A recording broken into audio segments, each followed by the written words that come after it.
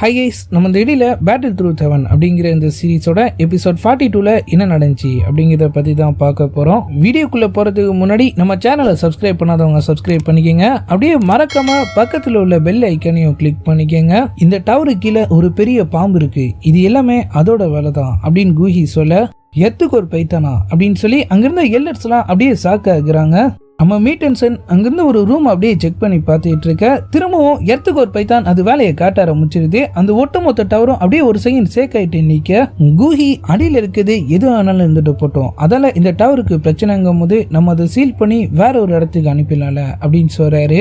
மீட்டன்சன் அந்த மாதிரிலாம் பண்ண முடியாது, எர்த்துக்கு ஒரு பைத்தான் ஒரு ஏன்ஷியன் பீஸ்ட், ஸ்னேக் எம்பையரோட ஆன்சிஸ்டர், ஃபைட் கார்டு தான் இந்த டவரை பார்த்துக்க சொல்லி அதை கீழே அடைச்சு வச்சிருக்காரு. இந்த டவருக்கு சொந்தமான மொத்த பவரும் அந்த பீஸ்டோட தான். நம்ம இங்க வந்து கல்டிவேட் பண்ணிட்டு போறது கூட அதோட பவர்ஸ் தான். இன்னும் சொல்லணும்னா இந்த ஏன்ஷியன் பீஸ்ட் தான் நம்ம ஜியானன் அகாடமிக்கே கடவுள் மாதிரி அப்படின்னு அவர் சொல்ல, ஆனா அதால தான் இந்த டவருக்கு ஆபத்து இருக்குல்ல, அது என்னைக்காவது ஒரு நாள் வெளியே வந்துச்சுன்னா அது நம்ம திரும்பி அடைச்சு வச்சு தானே ஆகணும், அதை இப்பயே பண்ணிட்டா என்ன அப்படின்னு சொல்லி அவர் கேட்கிறாரு. நீங்க சொல்ற மாதிரி என்னைக்காவது ஒரு நாள் வந்துச்சுன்னா அதான் இந்த ஜியானன் அகாடமியோட முடிவு அப்படின்னு சொல்லிட்டு அவங்க எல்லாரும் அப்படியே அங்கிருந்து வெளியே போக, கூஹி கீழே இருக்கிறவன் பயங்கரமான ஆளா இருப்பான் போலயே, அவனை எப்படி நம்ம வலிக்கு கொண்டு வருது அப்படின்னு சொல்லி கேட்கிறாரு. ஹென்ஃபங் அதெல்லாம் எப்போ வலிக்கு கொண்டு வந்தாச்சு, நீ ஒரு 2 அடி பின்னாடி தள்ளி நில்லு அப்படின்னு சொல்லிட்டு அவர்கிட்ட இருந்த ஏதோ ஒரு லிக்விட் மாதிரி ஏதோ ஒன்னு எடுத்து அப்படியே தரையில சொட்டுறாரு. உடனே அந்த டவரே அப்படியே ஒட்டு மொத்தமா அப்படியே சேக்க ஆரம்பிச்சிருது. பாத்தில, இது ஃபேன்லோட ரத்தம், இவனை கோவப்படுத்துறதுக்கு நிறைய எல்லாம் தேவையில்ல, ஒரு டிராப் போட்டாலே போதும், பரவாயில்லையப்பா பல வித்தைகளை கையில வச்சிருக்க அப்படின்னு சொல்லிட்டு அவனுங்களும் அப்படியே அங்கிருந்து வெளியே போக, இப்ப யூன்சனை காட்டுறாங்க. அவன் அப்படியே திரும்பி உட்காந்துட்டு இருக்க, அங்க வந்து நம்ம யூனியன் மாஸ்டருக்கு மரியாதை செலுத்துறாங்க. ஆனா தம்பி மூஞ்சே சரியில்லை, அவன் அப்படியே ஒரு கிட்ட வந்து அவங்க ஸ்வாட் எடுத்து அப்படியே அவங்க கண்ணு கிட்ட வச்சு பாக்குறான். யூனியனுக்கு திக்கு திக்குன்னு இருக்கு. அவன் அப்படியே அவங்கள ஒரு சுத்தி வந்து அவங்கள காலி பண்ற மாதிரி அவங்க கழுத்துல ஸ்வாட வச்சு பார்த்துட்டு திரும்பவும் அதை அப்படியே கவருக்குள்ளேயே வச்சிடறான். அட பைத்தியக்கார பையலே, அவன் அப்படியே மேல ஏறி அவன் கிட்ட இருந்த ஒரு ஸ்க்ரோலை எடுத்து இது என்னமே நீயே வச்சுக்கோ அப்படின்னு சொல்ல, யூனியன் ஆனா மாஸ்டர் அது அந்த ஃபேன்லோ இல்ல, அந்த சார் உங்களுக்கு கிஃப்டா கொடுத்ததுல அப்படின்னு சொல்றாங்க. என்ன பிரயோஜனம், அந்த கத்திய நேத்தே ஒருத்தன் திருடிட்டு போயிட்டான், அது இப்ப அவனுக்கு சொந்தமும் ஆயிடுச்சு, அது என்கிட்ட இருக்கிற விஷயம் ஃபேன்லோ அப்புறம் நான் அப்புறம் நீ நம்ம 3 பேருக்கு மட்டும்தான் தெரியும், அதான் சொல்றேன் இனிமே இந்த ஸ்க்ரோல் உனக்கு தேவைப்படல அப்படின்னு சொல்லிட்டு அவன் அப்படியே அதை அவங்க கிட்ட தூக்கி போட, யூனியன் டக்குன்னு தரையோட தரையா படுத்துடுறாங்க. மாஸ்டர் என்ன நம்புங்க, எனக்கு அந்த அளவுக்கு தெரியும் இல்ல, சமீப காலமா க்ளவுட் மிஸ்ல நிறைய குழப்பம் நடந்துட்டு இருக்கு, ஜியோ சேன் லாக்க இந்த விஷயம் எனக்கு எப்படி தெரிஞ்சுன்னு உனக்கு தெரியுமா? மாஸ்டர் நான் கடவுள் சத்தியமா சொல்றேன், நான் உங்களுக்கு மட்டும் தான் விசுவாசமா இருக்கேன், உங்களுக்கு உண்மை எம்மால நம்பிக்கை வரலனா நீங்களே என்ன கொன்னுடுங்க அப்படின்னு சொல்லிட்டு அவங்க அப்படியே அவங்க ஸ்வாட காட்ட, முறைச்சிட்டு இருந்த யூன்சைன் டக்குன்னு அப்படியே பல்ல காட்ட ஆரம்பிச்சிடுறான். உன்னை போய் நான் அப்படி சந்தேகப்படுவேன், ஆனா கொஞ்ச காலமாவே நம்ம கிளான்ல நிறைய தப்பு நடந்துட்டு இருக்கு, நீ இன்னமும் கவனமா இருக்கணும். கண்டிப்பா மாஸ்டர், நான் இந்த விஷயத்தை இன்வெஸ்டிகேட் பண்றேன், ஸ்வாட திருநது யாரு, அவனோட ஃபைட்டிங் ஸ்கில்ஸ் எந்த மாதிரி இருந்துச்சுன்னு ஏதாச்சும் க்ளூ கொடுத்தீங்கன்னா நல்லா இருக்கும், உருவத்தை வச்சு பார்க்கும் போது அது கண்டிப்பா ஒரு பொண்ணாதான் இருக்கணும், அவளோட ஃபைட்டிங் ஆரா ரொம்பவே அதிகமா இருந்துச்சு, நான் 3 அட்டாக் பண்ணியும் அவ தப்பிச்சிட்டானா பாரு, கண்டிப்பா மாஸ்டர் நான் அந்த ஸ்வாடை எப்படியாவது கண்டுபிடிச்சே தருவான், அதுதான் காணாம போச்சுல விடு, இன்னையில இருந்து ஸ்டூடெண்ட்ஸ் மேல உன்னோட கவனம் இன்னமும் அதிகமா இருக்கட்டும், அப்படியே சீக்கிரமா போய் ரெடியாகு, ஃபேன்ல போய் பார்த்து என்டின் கல்யாண விஷயமா பேசிட்டு வந்துடலாம் அப்படின்னு அவன் சொல்ல, அகாடமில நம்ம ஹீரோ அவரோட ஃப்ரெண்ட்ஸ்லாம் நல்லா கொரட்டை விட்டு தூங்கிட்டு இருக்கிற மாதிரி காட்டுறாங்க.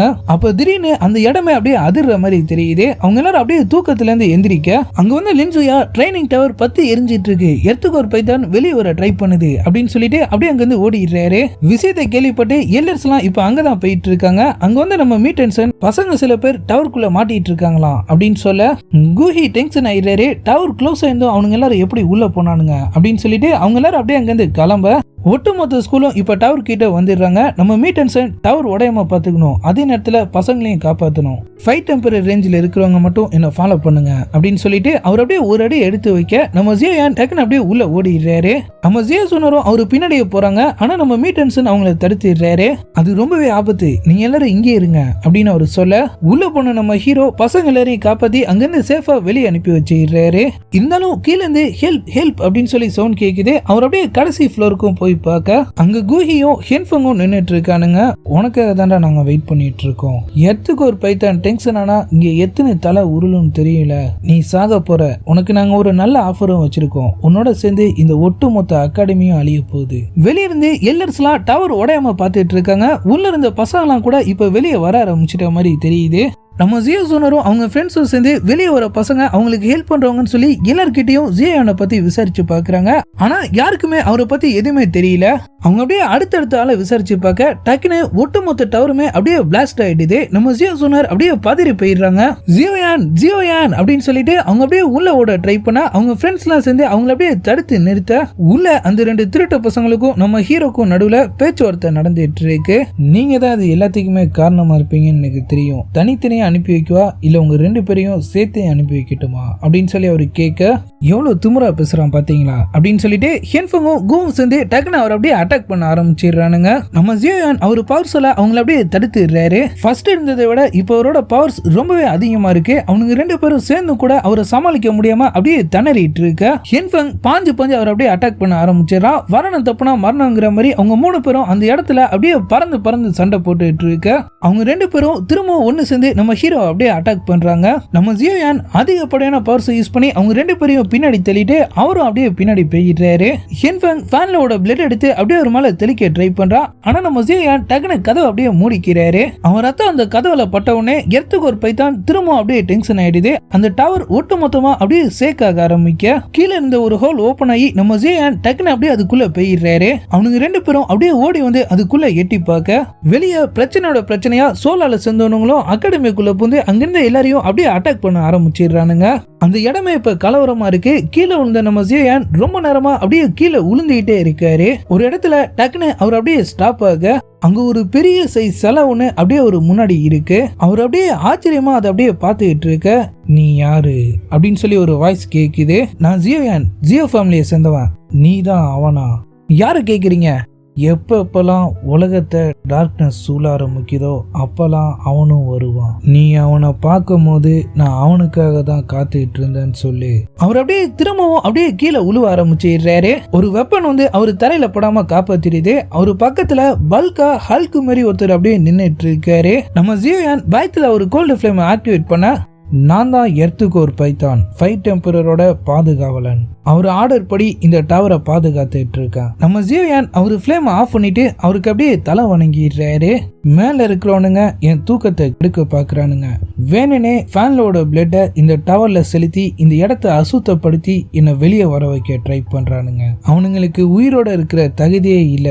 கண்டிப்பா மாஸ்டர், அவனுங்களை எப்படி பழி வாங்கணும்னு மட்டும் எனக்கு கத்துத்தாங்க. நான் அதை பண்றேன். ஃபைட் டெம்பரர் இன்னமும் இங்க இருக்காரு அப்படிங்கிறதுக்கான ஒரே ஆதாரம் நீதான். அப்ப நீதான் அதுக்கு சரியா இருப்ப அப்படின்னு சொல்லிட்டு அவர் அப்படியே ஒரு பவர்ஸ் யூஸ் பண்ணி நம்ம ஹீரோவோட தலையில ஒரு சிம்பிள் மாதிரி ஏதோ ஒண்ணு வர வச்சுட்டு 3 சேஞ்சஸ் இன் ஹெவன் அப்படிங்கிற ஒரு ஸ்க்ரோலையும் அப்படியே ஒரு முன்னாடி வர வைக்கிறாரு. ஃபைட் கார்டும் சோல் டிஸ்ட்ராயரும் ஒன்னாதான் ட்ரைனிங் எடுத்தாங்க. அவங்க 2 பேரோட பவர்ஸும் சரிசமமா இருந்துச்சு.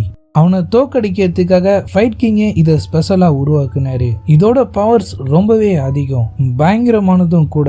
ஒரு வாட்டியும் நீ இதை யூஸ் பண்ணும் போதும் உன் ஹியூமன் ஃபார்ம் ரொம்பவே பாதிக்கப்படும். நம்ம ஹீரோ ரொம்பவே கவனமா அது எல்லாத்தையும் அப்படியே அவருக்குள்ள அப்சர்வ் பண்ணிக்க ஆரம்பிக்க உன் அகாடமி எல்லர்ஸ் கிட்ட சொல்லி ப்ராப்பர்சியை ஓபன் பண்ண சொல்லு அப்படின்னு சொல்லிட்டு அவர் அப்படியே அங்கிருந்து காணாம போயிடுறாரு. நம்ம ஜியோயான் அப்படியே காத்துல பறக்க ஆரம்பிக்க ஹென்ஃபங்கும் கூவும் எட்டி பார்த்துட்டு இருந்த அந்த இடத்துக்குள்ள இருந்து அவர் அப்படியே ஒரு நெருப்பு மாதிரி வெளியே வராரு. இந்த டவரை அசுத்தப்படுத்தினவங்க 2 பேருக்கும் இனிமே உயிரோட இருக்கிற தகுதி இல்ல அப்படின்னு சொல்லிட்டு அவர் அப்படியே அவரு கத்துக்கிட்டு வந்த ஹெவன் 5 டெக்னிக்கை யூஸ் பண்ணி அவனுங்களை அப்படியே அட்டாக் பண்ண அவரு பவர்ஸ் பார்த்து அவனுங்க 2 பேருமே அப்படியே வாயை பொளந்துடுறானுங்க. ஜியோயான், நீ வித்த தான்டா. நம்ம ஹீரோ திரும்பவும் 3 சேஞ்சஸ் இன் ஹெவனை யூஸ் பண்ணி ஒரு பெரிய ஃபயர் பால் அப்படியே உருவாக்க அவனுங்க 2 பேரும் அப்படியே அந்த இடத்த விட்டு தப்பிச்சு ஓடிடுறானுங்க. நம்ம ஜியோயானோ அதை அப்படியே கண்ட்ரோலுக்கு கொண்டு வந்துடுறாரு. அவனுங்க 2 பேரும் டவரை உடைச்சிட்டு அப்படியே வெளியே வர நம்ம ஜியோயானோ அவனுங்களை விரட்டிட்டு அப்படியே பின்னாடியே வந்துடுறாரு. அவர் அப்படியே அவனுங்களை காலி பண்ண ரெடியாக பின்னாடியே ஃபேன்லோவும் இப்ப இந்த இடத்துக்கு வந்துடுறான். டேய் ஃபேன்லோ, ஜியானன் அகாடமிக்குள்ளேயே வந்துட்டில, உன்னை இங்கே வச்சு முடிக்கிறேன்டா. அவன் அனுப்பி விட்ட ஆளுங்க எல்லாரையும் அப்படியே அங்கிருந்து பறக்க விட்டு போட்டுட்டு கூஹிக்கு ஒரு பஞ்ச போட்டுட்டு ஹின்ஃபங் இது உனக்கு அப்படின்னு சொல்லி அவரையும் அப்படியே அங்கிருந்து பறக்க விட ஃபேன்லோ நம்ம ஹீரோவை அட்டாக் பண்ண வந்துடுறான். ஆனா நம்ம ஜியோ சுனர் குறுக்க பூந்து ஹெவன்ல ஏற எடுத்து அப்படியே அவன் நெஞ்சிலேயே சொருகிடுறாங்க. ஜியோயானோ அவரு ரூலரை யூஸ் பண்ணி சம பவர்ஃபுல்லா அவனை அப்படியே அட்டாக் பண்ண ஜியோயான் நான் கண்டிப்பா திரும்ப வருவான் அப்படின்னு சொல்லிட்டு அவன் அப்படியே அந்த இடத்த விட்டு தப்பிச்சு ஓடிடுறான். ஹென்ஃபங்கும் கூவும் கூட அங்கிருந்து எஸ்கேப் ஆயிடுறாங்க. நம்ம ரூலின் அவங்கள விரட்டி போக ட்ரை பண்ணா மீட்டன்சன் நம்ம ஆளுங்களை முத காப்பாத்துங்க அப்படின்னு சொல்லி அவங்கள தடுத்து நிறுத்திடுறாரு.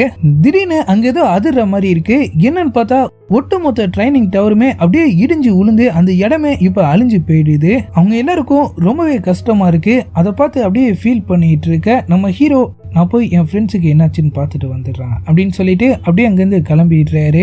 அகாடமி எல்லர்ஸ் எல்லாரும் ஒன்னு சேர்ந்து அகாடமியோட காட் டவர்னு சொல்லி ரெண்டுமே ஒரே நேரத்துல டேமேஜ் ஆயிருக்கு, இது எப்படி நடந்திருக்கும் அப்படின்னு சொல்லி அதை பத்தி டிஸ்கஸ் பண்ணிட்டு இருக்க நம்ம மீட்டன்சன் ஹின்ஃபங்கும் கூஹியும் சோலாலுக்காக வேலை பார்த்துட்டு இருந்தாங்க அப்படிங்கிற விஷயத்த அவங்க கிட்ட சொல்லிடுறாரு. அந்த எல்லர்ஸால அதை நம்பவே முடியல. நம்ம ஹீரோவும் இப்ப அந்த இடத்துக்கு வராரு. ஜியோயான் நீ பார்த்த விஷயத்த நீயே சொல்லு, அதோட எர்த்துகோர் பைத்தான நீ மீட் பண்ண பத்தியும் சொல்லு.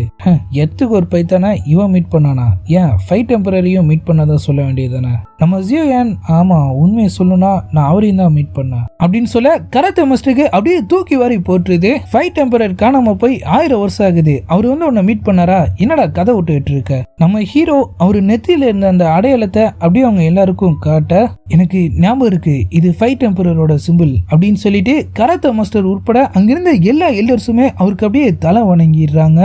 டார்க்னஸ் வந்துட்டு இருக்கு, அவரும் வரப்போறாரு, ப்ராப்பர்சியை ஓபன் பண்ணுங்க அப்படின்னு அவரு சொல்ல அவரு திரும்பவும் அப்படியே கான்சியஸ்க்கு வந்துடுறாரு. யாரு வரப்போறா, மீட்டன்சன் லைட்டா ஒரு ஸ்மைலோட சீக்கிரமாவே நீ இதை தெரிஞ்சுப்ப அப்படின்னு சொல்ல அங்கிருந்த ஒரு எல்லர் ஒரு பாக்ஸ் எடுத்துட்டு வந்து அவங்க கிட்ட காட்டுறாரு. இந்த அகாடமி உருவான காலத்துல இருந்து நாங்க இதை பாதுகாத்துட்டு இருக்கோம், இப்பதான் இதை திறக்கக்கூடிய ஆளை ஃபைட் டெம்பரர் அனுப்பி வச்சிருக்காரு. அந்த பாக்ஸ் ஓபன் பண்ணி உள்ள இருந்த ஒரு ஸ்க்ரோல மீட்டன்சன் அப்படியே நம்ம ஹீரோ கிட்ட கொடுக்க கிராண்ட் மாஸ்டர் ரிங்குல இருந்து வெளியே நடக்கிற எல்லாத்தையும் அப்படியே கவனிச்சிட்டு இருக்காரு. நம்ம ஜியோயான் நேரா உள்ள வந்து கிராண்ட் மாஸ்டர் இங்க என்ன நடந்துட்டு இருக்கு எனக்கு கொஞ்சம் புரிய வைங்களா, அவங்க எல்லாரும் யாரை பத்தி பேசிட்டு இருக்காங்க அப்படின்னு சொல்லி கேட்க கிராண்ட் மாஸ்டர் அது 5 கிளானுக்கு சொந்தமான ரகசியம், ஆனா நீ தான் இப்ப எந்த கிளானையும் சேர்ந்தவன் இல்லையே, உன்கிட்ட எப்படி சொல்றது அப்படின்னு சொல்லி கேட்கிறாரு. கிராண்ட் மாஸ்டர் தயவு செஞ்சு அதை பத்தி என்கிட்ட சொல்லுங்க, இல்லனா என் மண்டையை வெடிச்சிரும் போல இருக்கு. ஃபைட் டெம்பரர் எப்ப காணாம போனாரோ அப்பவே ஒரு கதையும் பரவ ஆரம்பிச்சிச்சு. என்னைக்காவது ஒரு நாள் கண்டிப்பா ஐஸ் உருகி சோல் டிஸ்ட்ராயர் அவன் சீல்ல இருந்து வெளியே வருவான். அப்ப இந்த உலகம் இருள மூழ்கடிக்கப்படும். அநீதி தலை தூக்குற அந்த காலத்துல அவரு வருவாரு, ஜஸ்டிஸை காப்பாற்றுவாரு, திரும்பவும் உலகத்தை மீட்டெடுப்பாரு. நம்ம ஹீரோ ஆச்சரியத்தோடையும் ஆர்வத்தோடையும் அவர் யாரா இருக்கும் அப்படின்னு சொல்லி கேட்க கிராண்ட் மாஸ்டர் அப்படியே அவருக்கு க்ளோஸ் அப்ல வந்து யாரா இருக்கும் நீ நினைக்கிற அப்படின்னு சொல்லி கேட்கிறாரு. நம்ம ஜியோயானுக்கு என்ன பதில் சொல்றதுனே தெரியல. மாஸ்டர் விளையாடாதீங்க, யாருக்கு தெரியும், அது நீயா இருக்கலாம், வேற ஒரு ஆளா இருக்கலாம், இல்ல ஒரு குரூப்பா கூட இருக்கலாம், நம்ம பொறுத்து இருந்து பார்ப்போம். சரி கதெல்லாம் முடிஞ்சிட்டு நீ போய் அதை ஓபன் பண்ணி பாரு. அவர் அப்படியே வெளியே வந்து அந்த ஸ்க்ரோலை வாங்கி அப்படியே ஓபன் பண்ண அதுல எதுவுமே இல்ல, காலியா இருக்கு. என்னடா இது அப்படின்னு சொல்லி அவர் அப்படியே அதையே ஊத்து பார்த்துட்டு இருக்க ஒரு பிரைட்டான வெளிச்சம் அப்படியே வெளியே வந்து அவரோட அம்மா அந்த ரிங் அவர்கிட்ட கொடுத்து அதை அவரை பார்த்துக்கணும்னு சொன்னது, உன் கூட இருப்பேன்னு சொல்லிட்டு அவங்க இறந்து போனது. கிராண்ட் மாஸ்டர் நம்ம ஹீரோ ஃபர்ஸ்ட் மீட் பண்ணது. எண்டனுக்கும் அவருக்குமான பிரச்சனையில அவர் அவங்க கிட்ட அடி வாங்கி எல்லாரும் முன்னாடியும் பேப்பரை தின்னு அவமானப்பட்டது. ஸ்ட்ராங்கானவங்க வீக்கானவங்களை எப்போதுமே புள்ளி பண்ணாதீங்க, காலம் எப்போ வேணாலும் மாறும், அவங்களுக்குன்னு ஒரு நாள் வரதான் செய்யும் அப்படின்னு சொல்லி அவர் அவங்கள சேலஞ்ச் பண்ணதுன்னு சொல்லி அவரோட மொத்த மெமரிஸும் அதுல அடங்கி இருக்கு. அவரு திரும்பவும் அப்படியே அதுல இருந்து வெளியே வந்துடுறாரு. இதுல என் மெமரிஸ் மட்டும்தான் இருக்கு, நம்ம மீட்டன்சன் அப்ப அது நீதானா அப்படின்னு சொல்லி கேட்க கராத்தே மாஸ்டர் இல்ல அது அவனா இருக்காது, உலகத்தையே காப்பாற்ற போற ஒரு பவர் எந்த ஒரு ஃபைட் ஸ்கில்ஸும் மிச்சம் இல்லாம அழிஞ்சு போற நிலைமையில இருக்கக்கூடிய ஒரு கிளான்ல இருந்தா வரப்போகுது. நான் வந்து இவன் ஜியோ கிளானுங்கிறதுக்காக இந்த மாதிரி சொல்ல, இவன் ரொம்பவே பவர்ஃபுல் தான், ஆனா ஸ்ட்ராங்கானவன் கிடையாது. இங்க இருக்கிற எந்த மாஸ்டர்ஸாலையுமே சோலால எதிர்த்து சண்டை போட முடியாது. இதுல இந்த சின்ன பையன் என்ன பண்ணிட போறான். அங்கிருந்த மத்த எல்லர்ஸும் அவர் சொல்ற விஷயத்தை பத்தி லைட்டா யோசிச்சு பாக்குறாங்க. கராத்தே மாஸ்டர் இது ஏதோ காமெடின்னு நினைக்கிறான் அப்படின்னு சொல்ல நம்ம மீட்டன்சன் நீங்க என்ன சொல்ல வரீங்க, ஃபைட் டெம்பரர் நம்மளை வச்சு காமெடி பண்றாருன்னு சொல்றீங்களா. ஐயோ இல்ல மாஸ்டர். அங்கிருந்த எல்லாருமே அவர்கிட்ட மன்னிப்பு கேட்கிறாங்க. ப்ராப்பசியை பத்தி நம்மளால அவ்வளவு சீக்கிரம் புரிஞ்சுக்க முடியாது. ஜியான், இப்பல இருந்து நீ இந்த அகாடமிலயும் சரி எங்கேயும் சரி நீ நினைக்கிறத பண்ணலாம். நாங்க யாரும் உனக்கு தடையா இருக்க மாட்டோம். இந்த ஃபைட் குயிக் கான்டினென்ட் ஆசீர்வதிக்கப்பட்டிருந்துச்சுன்னா கண்டிப்பா நம்ம எல்லாரையும் காப்பாத்துறதுக்காக அவரு வருவாரு அப்படின்னு அவரு சொல்ல, நம்ம ஹீரோ இப்ப திரும்பவும் ரிங்குள்ள போயிடுறாரு. கிராண்ட் மாஸ்டர், அந்த ஸ்க்ரோல்ல எதுவுமே இல்ல, என்னோட மெமரிஸ் மட்டும்தான் இருந்துச்சு. மாஸ்டர் எந்த பதிலுமே சொல்லாம அவர் அப்படியே பாக்குறாரு. அப்படியே எபிசோட் 42 முடியுது. வெறித்தனமான எபிசோட்ல இதுக்கப்புறம் என்ன நடந்துச்சு அப்படிங்கறதெல்லாம் நம்ம நாளைக்கான வீடியோவை பார்த்து தெரிஞ்சுக்கலாம். அது வரைக்கும் குட் பை.